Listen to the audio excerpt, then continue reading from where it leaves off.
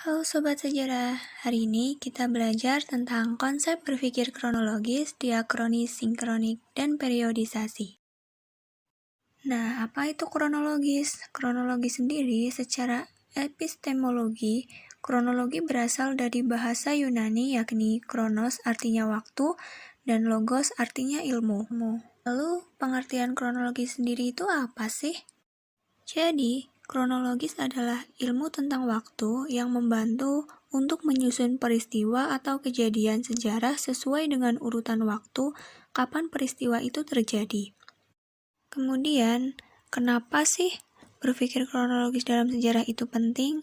Karena jika kita berpikir kronologis dalam sejarah, maka sejarah akan memberikan kita gambaran yang utuh tentang peristiwa sejarah. Kegunaan berpikir kronologi sendiri itu agar terhindar dari anakronisme sejarah atau ketidakcocokan dengan zaman tertentu. Kemudian membantu kita untuk membandingkan suatu peristiwa sejarah yang terjadi di suatu tempat yang berbeda, tetapi dalam waktu yang sama.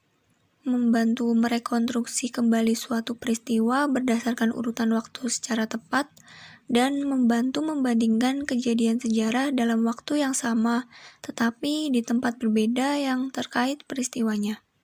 Biar kalian paham, kronologis itu contohnya seperti pertempuran Ambarawa dari tanggal 20 Oktober hingga 15 Desember 1945. Di dalamnya juga terdapat beberapa peristiwa yang berurutan, seperti tentara sekutu yang diboncengi Nika darat di Semarang pada tanggal 20 Oktober 1945. Selanjutnya di tanggal 23 November 1945, ketika matahari mulai terbit, mulailah terjadi tembak-menembak antara para pejuang kemerdekaan dengan pasukan sekutu. Kemudian, di tanggal 11 Desember 1945, Kolonel Sudirman mengadakan rapat dengan Komandan TKR dan Laskar. Perang Ambarawa semakin sengit akibat serangan mulai dilancarkan pada tanggal 12 Desember 1945 pukul 4:30 pagi. Akhirnya, pertempuran berakhir pada tanggal 15 Desember 1945 dan Indonesia berhasil merebut Ambarawa. Kemudian sekutu dibuat mundur ke Semarang.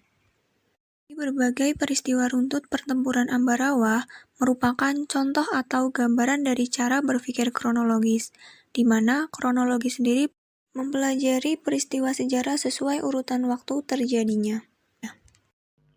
Ya, baik anak-anak, selanjutnya kita akan mencoba mempelajari mengenai pengertian dari periodisasi.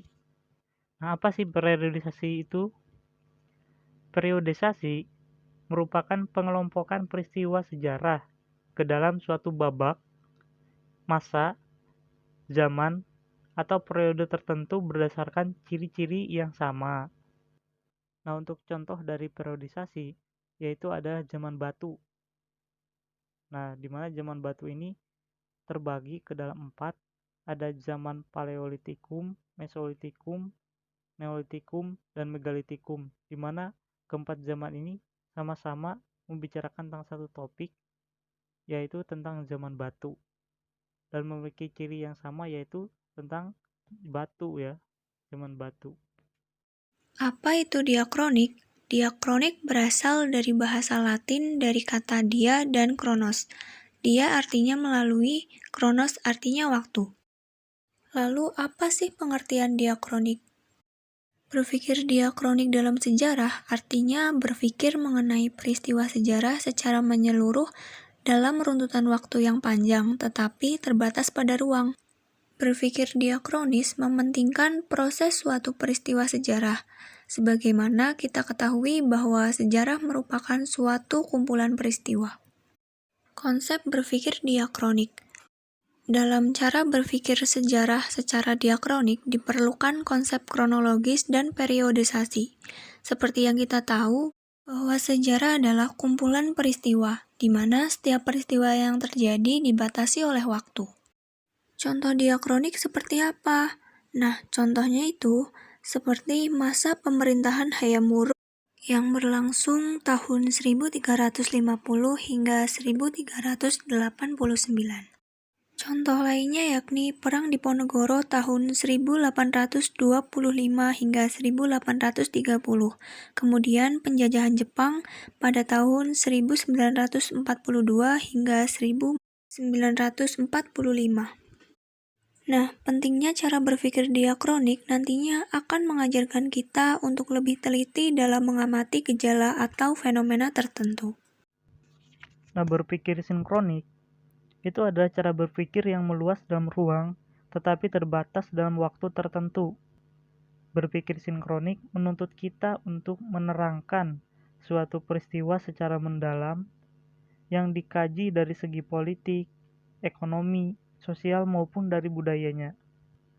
Dengan berpikir sinkronik, kita dapat memahami peristiwa sejarah secara horizontal dengan melihat suasana yang terjadi pada suatu peristiwa dalam satu masa. Maksud dari horizontal yaitu cara berpikir yang memahami suatu peristiwa di suatu tempat dalam kurun waktu yang sama. Nah, kemudian kita masuk ke contoh dari sinkronik. Contoh peristiwa sejarah yang menggunakan cara berpikir sinkronik, misalnya keadaan ekonomi Indonesia pada tahun 1998. Pada saat itu, yaitu pada tahun 1998, nah keadaan ekonomi Indonesia mengalami keterpurukan. Nah, sehingga terjadi kerusuhan di mana-mana. Kerusuhan tersebut menyebabkan Presiden Soeharto akhirnya mengundurkan diri. Nah, dari contoh yang pertama mengenai keadaan ekonomi Indonesia pada tahun 1998, di sini kita dapat melihat suatu peristiwa itu dikaji dari berbagai segi, baik politik, ekonomi, maupun sosial budaya. Nah, dari segi ekonomi sudah jelas ya tadi bahwa keadaan ekonomi Indonesia pada tahun 1998 itu mengalami keterpurukan.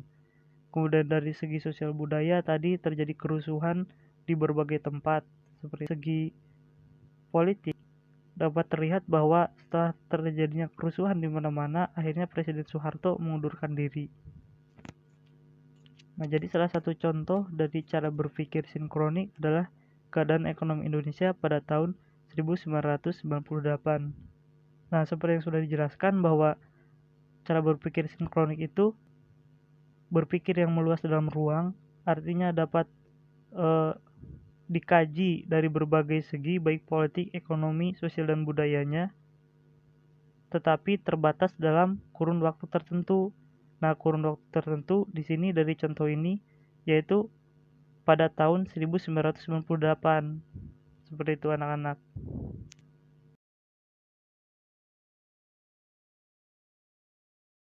Created using Powtoon.